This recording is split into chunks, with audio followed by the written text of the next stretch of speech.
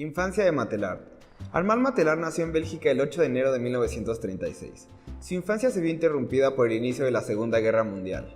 Debido a los horrores de la guerra, se vio en la necesidad de internarse en un colegio religioso.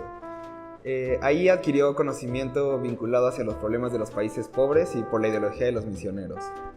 Con las historias de su abuelo, esto es muy importante para la influencia de los estudios de Matelar sobre la guerra, él pudo hablar de los horrores que provocó el fascismo y el nazismo.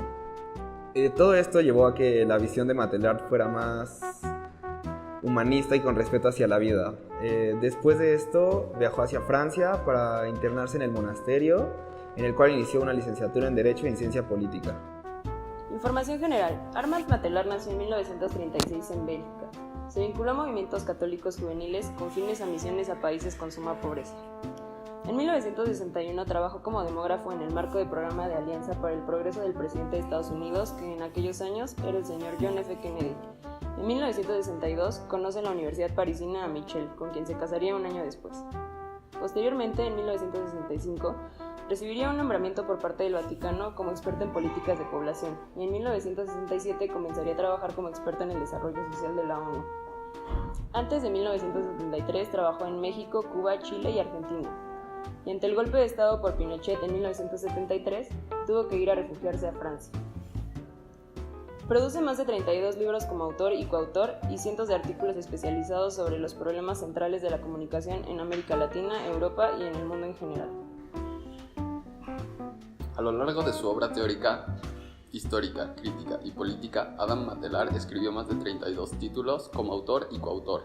Asimismo, escribió cientos de artículos dedicados a la investigación sobre las principales problemáticas en la comunicación, principalmente en América Latina y Europa.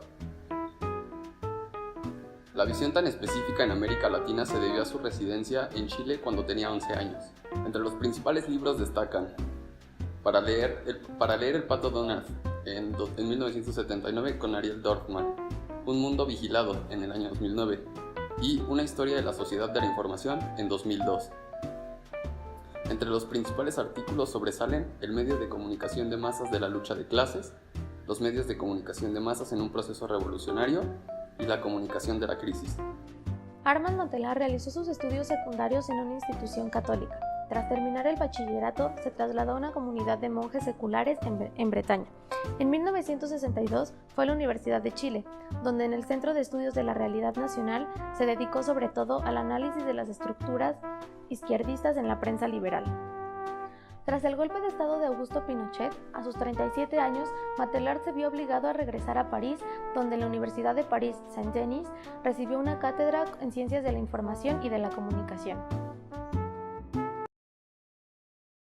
El 11 de septiembre marca la entrada, digamos, de una lógica de seguridad.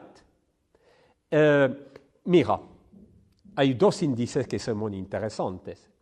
El primer índice es adentro mismo de las industrias culturales norteamericanas, cuando hay un proceso en Hollywood de autocensura, de censura. Censuran a películas que muestran, por ejemplo, las Torres Gemelas, o digamos, todos los actos de violencia que podrían recordar, los actos terroristas. Entonces, hay un proceso de autocensura y de censura, incluso, que entra en juego. Pero yo pienso más bien en el proceso de autocensura. Mira, por ejemplo, yo estuve en marzo en Estados Unidos y lo que noté no es tanto censura que autocensura de los propios universitarios.